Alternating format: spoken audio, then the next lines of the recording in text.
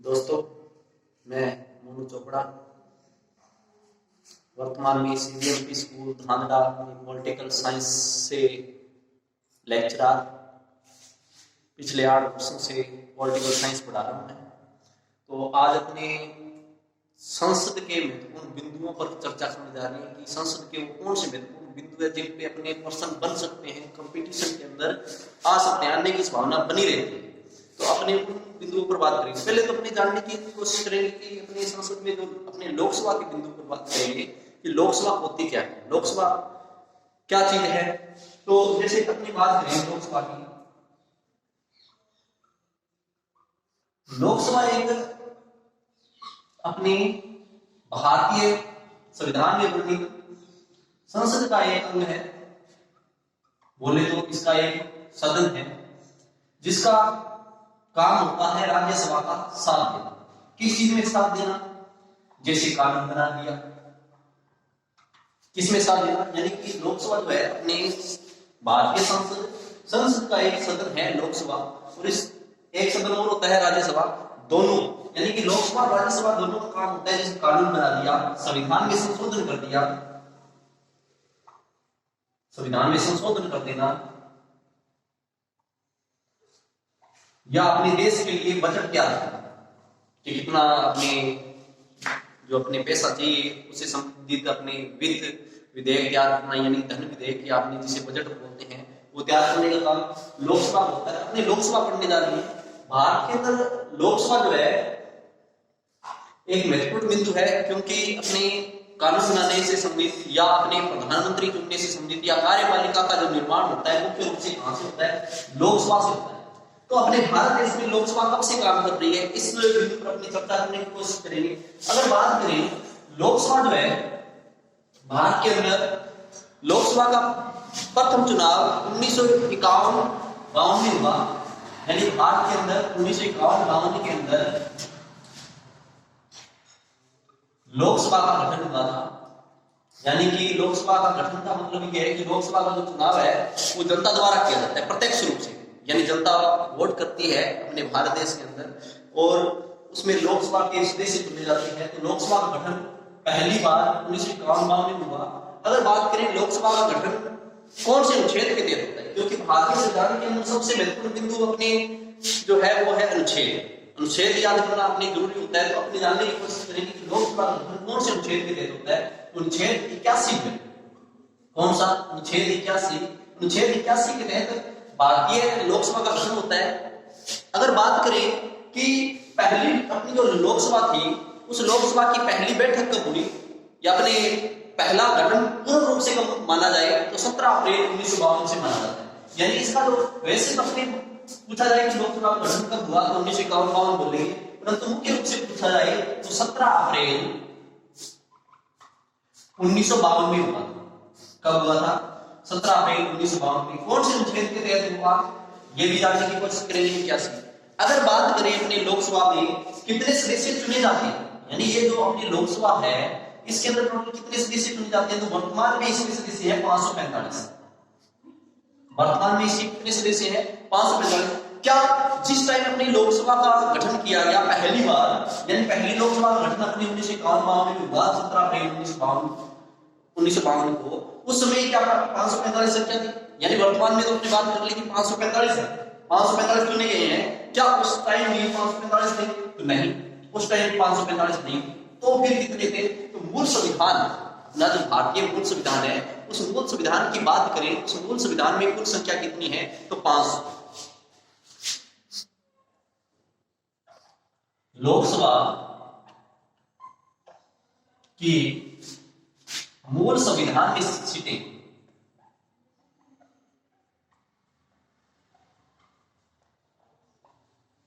पूछे तो कितनी है? पूरी 500। वर्तमान में 545 है, परंतु जिस टाइम अपने लोकसभा का पहली बार गठन हुआ उस समय अपने मूल संविधान में बात करें तो संख्या कितनी थी? 500। फिर आज 545 कैसे होगी? तो ये संख्या अपने क्या समय के अनुसार हमें जैसी जरूरतें पड़ी हमने क्या है बढ़ाने की कोशिश की। जैसे हमने पहली बार लोकसभा की सीटें कब बढ़ाई? तो हमने बढ़ाई 7वें संविधान संशोधन के तहत।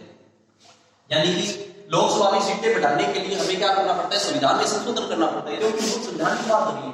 और जब संविधान अपने सीटों की बढ़ोतरी करेंगे तो संविधान में क्या करना पड़ेगा, संशोधन करना पड़ेगा। तो 7वें संविधान संशोधन के तहत, कौन से संविधान संशोधन के तहत, 7वें संविधान संशोधन के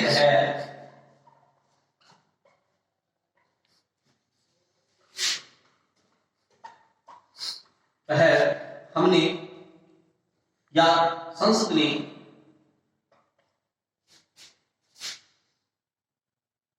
इसकी सीटें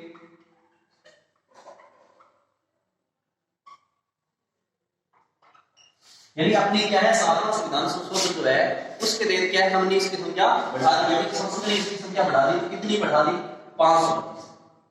अपने तो वर्तमान में 545 है, परंतु 7वें संविधान संशोधन में कितनी बढ़ाएगी, 525, यानी 25 सीटें और प्लस कर दी गई। अब ये कब किए, यानी 7वां संविधान संशोधन है ये हुआ कब था, ये भी इंपॉर्टेंट है क्योंकि सन भी पूछे जाते हैं। क्या पूछे जाते हैं, सन। तो ये कब हुआ, 1956 ईस्वी के अंदर, यानी कि 1951 में ये सीटें थी कितनी, 500, परंतु 1956 में ये सीटें कितनी हो गई, 525, यानी कि अगले ही चुनाव के अंदर इनकी संख्या बढ़ा दी गई। फिर वर्तमान अवधि, उसके बाद क्या किया गया, इसमें और बढ़ोतरी की, कौन से संविधान संशोधन के तहत, 31वें संविधान संशोधन के तहत। क्योंकि मैंने आपको बताया कि लोकसभा में सीटा अपनी जो सीट होती है उसमें वृद्धि करने के लिए या बढ़ोतरी करने के लिए हमें क्या करना पड़ता है, संविधान में संशोधन करना पड़ता है। और हमने 7वें संविधान संशोधन के तहत 525 कर दिया, ठीक है, 1956 ईस्वी के अंदर। फिर हमने 31वां संविधान संशोधन किया। कौन सा संविधान संशोधन, 31वां संविधान संशोधन।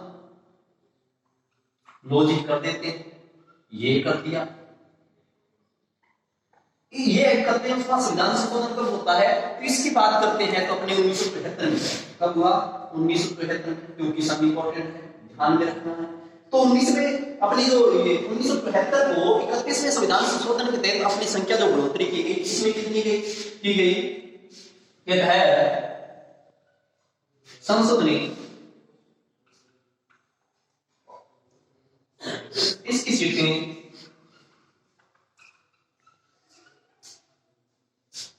कितनी कर दी, 545। वाह, कितनी कर दी, 545, यानी वर्तमान में कितनी है, 545। कौन से संविधान संशोधन के तहत, 31वें संविधान संशोधन के तहत। अच्छा जी, ये हो गया। परंतु अपने क्या 545 सीटें भी हो सकती है या इससे ज्यादा हो सकती है या इससे कम हो सकती है, जी हाँ, हो भी सकती है और नहीं भी हो सकती है। यानी कई बात हमसे अगर अपने इसमें बढ़ोतरी करना चाहे तो कर सकते हैं।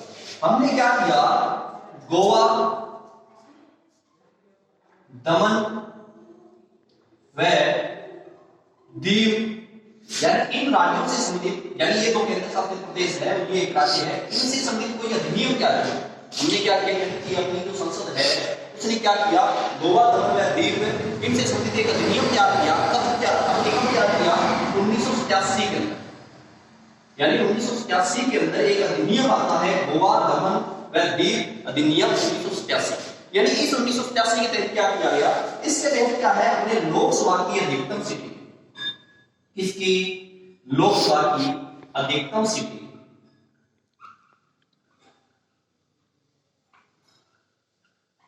कितनी हो सकती है, 552।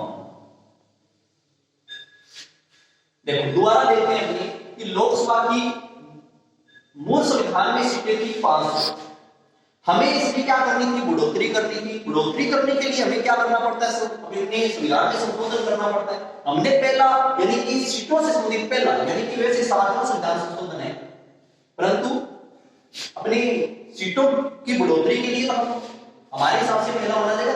वैसे क्या है, 7वां संविधान संशोधन, 7वां संविधान संशोधन कब होता है, ये 1956 में होता है। और 1956 के अंदर जो हमने 7वां संविधान संशोधन किया उसके तहत हमने ये सीटें बढ़ोतरी कितनी कर दी, 525। उसके बाद क्या किया, हमें और जरूरतें, यानी कि 525 से काम नहीं चल रहा था, हमने क्या किया, 31वां संविधान संशोधन हमने क्या, संसद ने किया।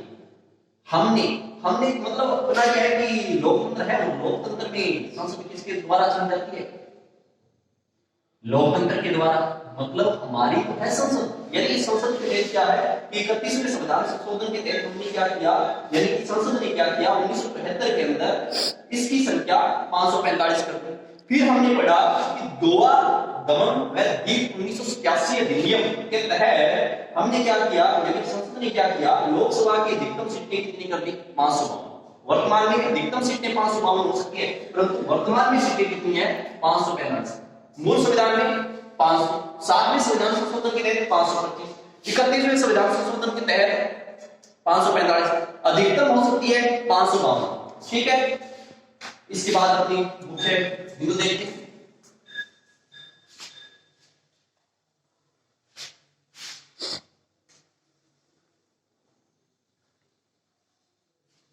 अच्छा, अब अपने बात करते हैं कि लोकसभा के अंदर जो सीटें चुनी जाती है मुख्य रूप से क्या सभी राज्यों में, अपने भारत देश के अंदर जो राज्य हैं अलग अलग राज्य हैं, कहीं जनसंख्या ज्यादा है, कहीं क्षेत्रफल ज्यादा है, कहीं अपने क्षेत्रफल जनसंख्या कम है, तो उसके हिसाब से क्या सीटें सभी में बराबर होती है या कम ज्यादा होती है। तो ये अगर बात करें तो सभी राज्यों के अंदर एक जितनी नहीं होती, कहीं ज्यादा होती है, कहीं क्या होती है, कम होती है। जैसे बात करें अपनी अधिकतम सीटें, अगर राज्यों से संबंधित बात करें कि किस राज्य में अधिकतम सीट है, तो अपने उत्तर प्रदेश। कौन सा प्रदेश, उत्तर प्रदेश। उत्तर प्रदेश के अंदर लोकसभा की सर्वाधिक सीटें हैं।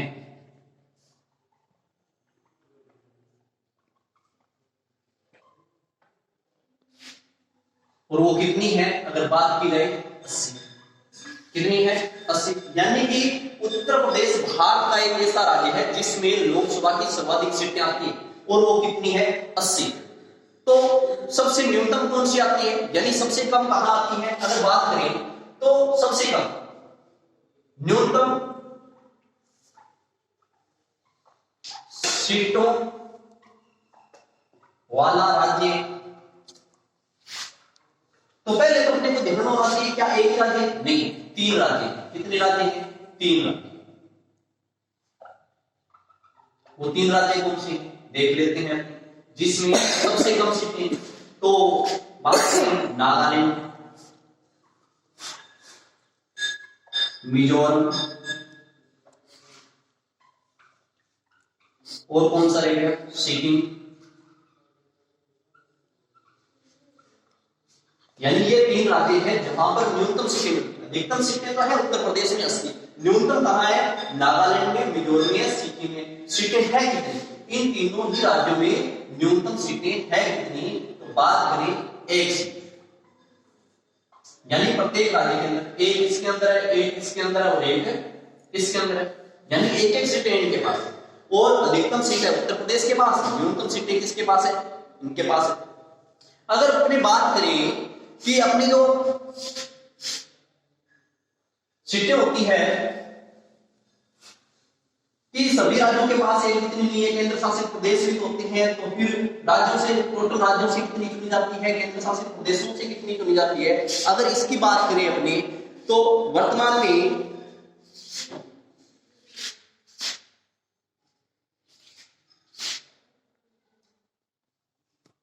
राज्यों से सीटों की संख्या,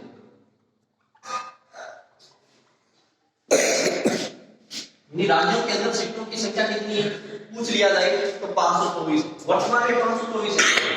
अधिकतम कितनी हो सकती है, 530। वर्तमान में कितनी है, ये तो है वर्तमान की, और ये हो सकती है अधिकतम। यानी राज्यों से जो अपनी सीटें चुनी जाती है, वर्तमान में कितनी है, 524। अधिकतम कितनी है, हो सकती है 530 हो सकती है। ठीक है। अगर बात करें केंद्र शासित प्रदेशों की,